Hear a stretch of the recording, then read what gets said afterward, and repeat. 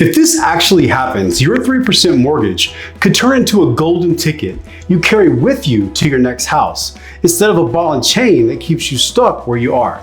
Let that sink in for a second. Last week, everybody online was talking about the new 50-year mortgage proposal from the Trump administration. The idea was pretty simple. Stretch the mortgage out to 50 years so more first-time buyers can qualify and actually get in the game. Today, we're talking about something way bigger.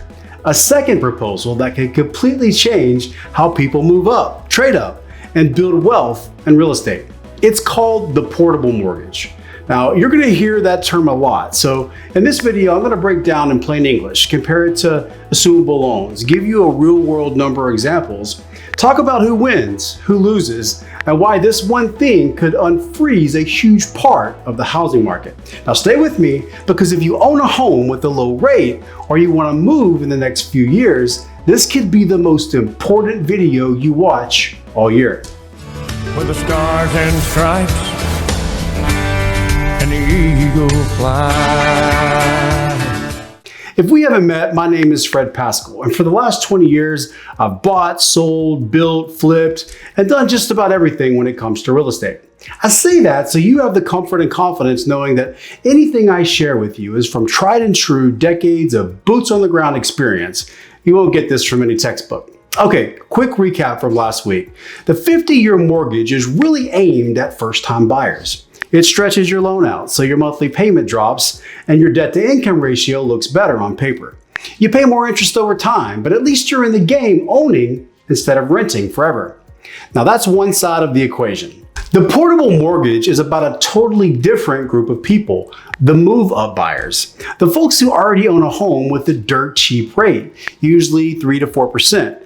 Who would love to move to a bigger house, a better school district, or closer to family. But they look at today's prices and today's rates and think, yeah, no thanks.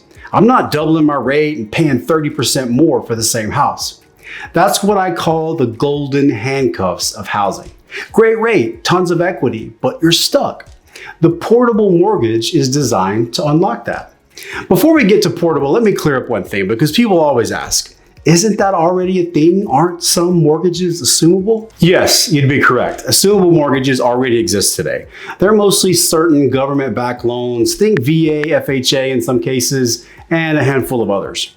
But an assumable mortgage and a portable mortgage are not the same thing at all. Here's the difference in one sentence. Assumable means you take over someone else's mortgage on the house you're buying. Portable means you pick up your own existing mortgage and move it to the next house you buy. Now that distinction matters a lot. Okay, let's start with assumable loans, because on paper they sound incredible. Imagine today's market. Let us say rates are sitting around 6.5%. You find a seller who locked in at 3% back in 2020 or 2021. If you could take their mortgage and their rate, that sounds like a dream, right? Lower payment, same house, huge savings over time. That's the promise of an assumable mortgage. But here are the three big problems nobody tells you up front. First, well, qualifying. You still have to fully qualify with the bank that holds a note. They're not just handing you a 3% loan because you smiled and asked nicely. They're going to underwrite you just like any other mortgage. Second, seller's cost. Using a VA loan as an example. If that seller lets you assume their VA mortgage, that eligibility is tied up. They may lose the ability to use their VA benefit again in the future as long as that note is outstanding. So they give you their great rate, but they give up a powerful tool for themselves down the road. That's a big ask. Third, and this is the monster problem, the equity gap. Now I'm going to put simple numbers to this. Let's say you're buying a house today for 500 grand. The seller bought it in 2020 for 350 grand and put 10% down. Their original loan was around 315 grand and they've been paying it down. So let us say their current balance is an easy 300 grand. So you can assume that 300,000 at 3%. Cool. But the house now costs 500 grand. That means there's a $200,000 difference between the price you're paying and the loan you're taking over. Now that gap has to come from somewhere.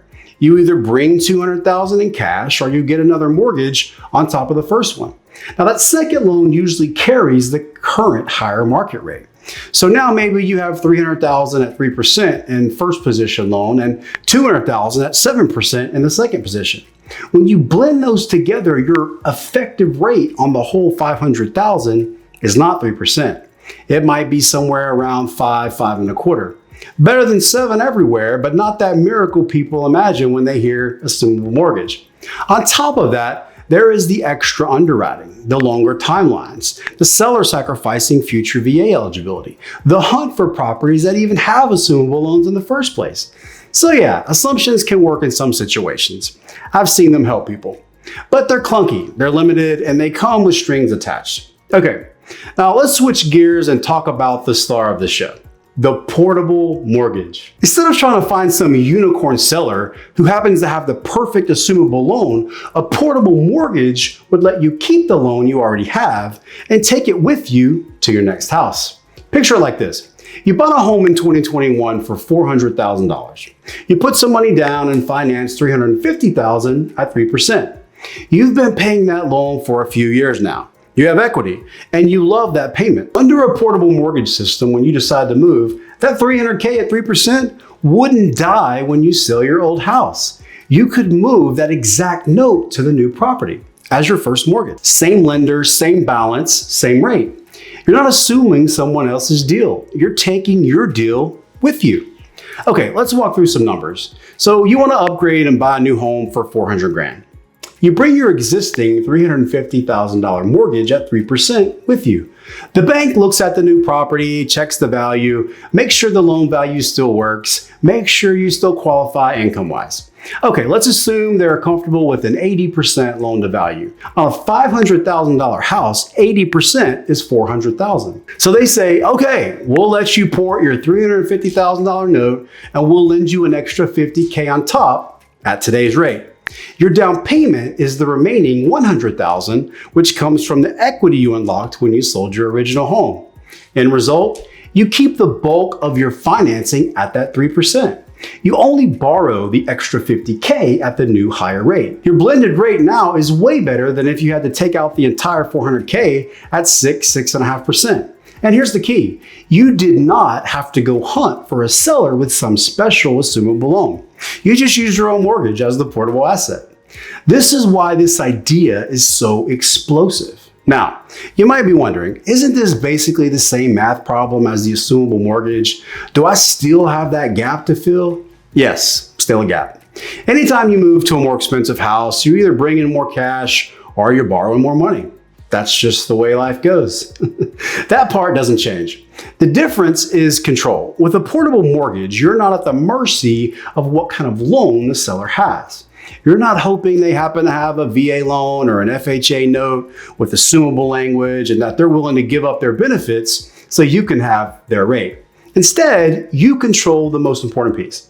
You own cheap financing. Even if the bank gives you a second loan at a higher rate for that extra amount you need, the majority of the mortgage is still locked in at that 3.5%. You already enjoy. That is what changes everything. Okay, let us zoom out and look at why this matters for the whole housing market, not just your personal situation. Right now, a huge number of homeowners are sitting on rates in the 3 to 4% range. At the same time, home prices have exploded. In many areas, prices are up 25, 35, or even 45% compared to 4 or 5 years ago. So if you bought a home for $500K back then, that same type of home might be $650 or $700,000 today. Now, compare that to interest rates that basically doubled. You go from 3% to 6.5% on a bigger loan amount on a more expensive house. That's a double or even triple whammy. Higher price, higher rate. For most people, the math just doesn't work, which is why so many homeowners say, yeah, I'd like to move, but I'm not giving up my 3% rate. No way. That's why inventory is so tight. That's why people feel stuck in place. The portable mortgage idea directly attacks that problem. If you can move that 3% loan with you, suddenly the conversation changes. Now, you might pay more for that new house. That part is a reality. But you get to keep that cheap money on a big chunk of your financing. Instead of doubling your rate on all of it, you only pay that higher rate on the new money you borrow.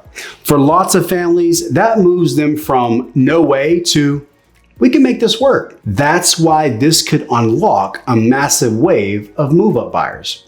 And when move-up buyers finally move, you free up starter homes, mid-range homes, and all the inventory behind them. Now, some people hear this and say, okay, hold on.